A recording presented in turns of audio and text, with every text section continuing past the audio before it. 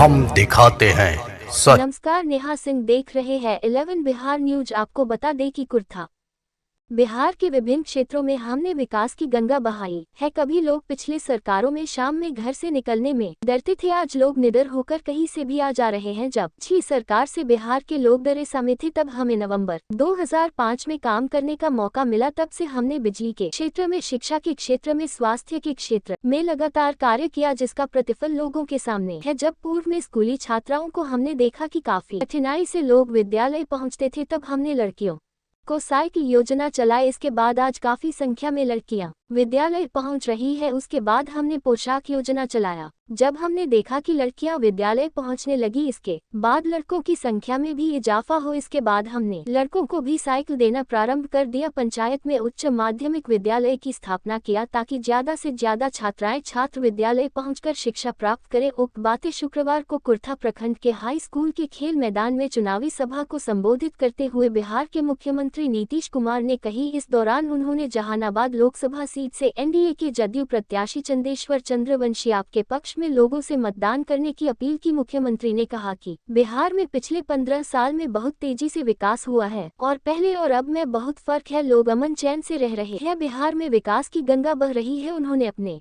आधा घंटा के संबोधन में बिहार में विकास के विभिन्न पहलुओं पर विचार रखा। उन्होंने कहा कि पहले स्वास्थ्य केंद्र पर डॉक्टर नहीं रहते थे, जांच की सुविधा नहीं थी, नहीं दवा मिलती थी। आज सभी रोगों के डॉक्टर बैठते हैं, कई तरह के जांच होने के साथ दवा फ्री मिलता है। पहला महीना में 39 लोग इलाज कराने स्वास्थ्य केंद्र आते थे, आज 11,000 लोग आ रहे हैं। वहीं मुख्यमंत्री ने कहा कि बिहार में सारा काम एनडीए सरकार की देन है। 2005 तक क्या स्थिति थी, शाम के बाद कोई घर से नहीं निकलता था, अक्सर सांप्रदायिक झगड़ा होता था। हम लोग आए हैं तो सब कुछ पटरी पर आया। 2006 में पीएचसी में 1 से 2 मरीज आया करते थे, अब प्रतिदिन 40 मरीज आते हैं। शिक्षा में भी बड़ा सुधार हुआ है। गरीबों के कारण लड़कियां पढ़ नहीं पाती थी, अब इंटर पास करती है तो 25,000 रुपए मिलते हैं, स्नातक पास करने पर 50,000 रुपए मिलते हैं। मदरसों को हम लोगों ने ही मान्यता दी है। 8,000 कब्रिस्तान घेराबंदी कराई। बिहार पुलिस में महिलाओं को 35% आरक्षण दिया है। हमने विभिन्न क्षेत्रों में कार्य किया, जिसका लाभ सभी धर्म, सभी जाति के लोगों को मिल रहा है। हमने स्वयं सहायता समूह चलाया, जहां आज लाखों महिलाएं स्वयं सहायता समूह से जुड़कर आत्मनिर्भर बन रही है। वर्ष 2020 में हमने 8 लाख नौकरी दी। 2025 से पहले हम 10 लाख लोगों को नौकरी और 10 लाख लोगों को रोजगार देंगे। वहीं उन्होंने राजद सुप्रीमो लालू प्रसाद यादव पर चुटकी लेते हुए कहा कि जिसका बाप 9 बच्चे को पैदा करता है, उसे सिर्फ अपना परिवार की चिंता है। कई पुल पुलिया का निर्माण हुआ इस मौके पर, इसके बाद ही आप अपना मतदान करें। आपकी एक भूल पिछले दिनों को लौट सकती है। इस मौके पर कार्यक्रम का अध्यक्षता भारतीय जनता पार्टी के अरवल जिला अध्यक्ष धर्मेंद्र तिवारी ने की, जबकि मंच का संचालन जदयू अरवल जिला अध्यक्ष रामकिशोर वर्मा ने किया। अरवल से निशांत मिश्रा की रिपोर्ट।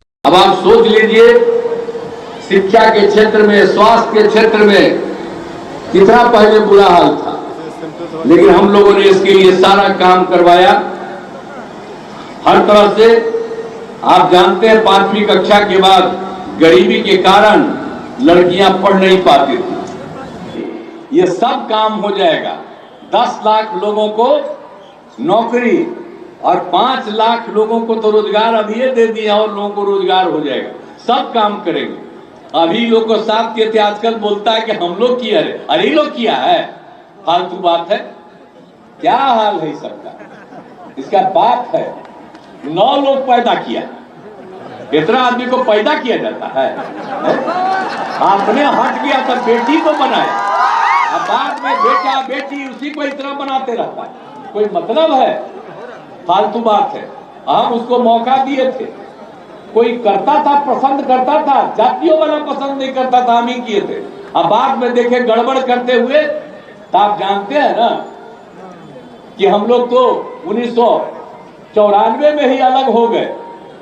अब बाद में ये लोग को मौका दिया था, फिर तो अलग कर दिया। सब गड़बड़ है, कुछ नहीं है। क्या स्थिति थी बताइए?